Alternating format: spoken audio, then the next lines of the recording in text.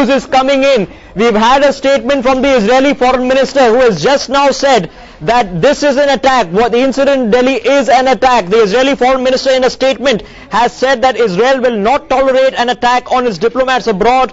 The foreign minister says the attack on an Israeli official in India and an attempted attack in Georgia show Israel and its citizens face a daily threat of terror, both physical and diplomatic. Deepak Bajpai, that's the most upfront information and the most upfront statement from the Israeli embassy. In their minds at least, there is no doubt that this was an attack. We of course just shown our viewers, we spoke with the Israeli government spokesperson who told us much the same, that their working assumption as we speak is that there is a connection between what's happening in Georgia and what's happening in Delhi, that there is a transcontinental link and that Israelis are being targeted in this attack. Who is targeting them?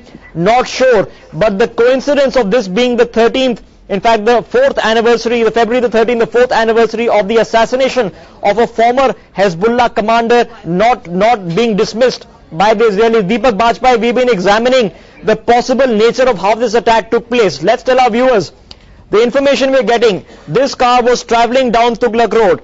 Behind it there were two youths on a motorbike, according to eyewitnesses that the Ministry of Home Affairs has questioned. These two youths approached the car on the motorbike as the car approached the intersection and slowed down for the red light. Some item allegedly was attached to the back of the car, resulting in that explosion.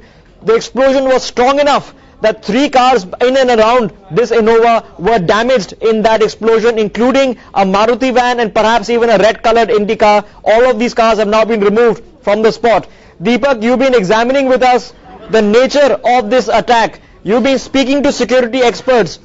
This concept of a mobile bomb, you've been saying, according to security experts, it is unique in India. What cooperation are they seeking from Israel on the machinations and perhaps the design of a device like this?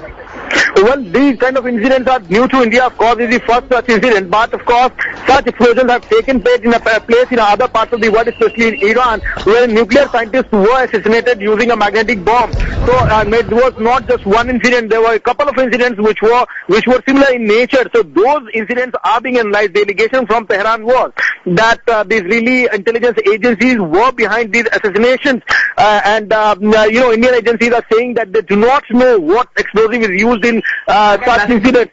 So initially what they are doing is they are trying to analyze the material used, and of course the data collected through the analysis will be shared with the Israeli agencies. They are working in close coordination with Indian agencies. That's the information we are getting at this point in time. Of course the sequence of events has been confirmed. The information is that of course the theory that a motorbike was following the car and miscreants threw something inside the car.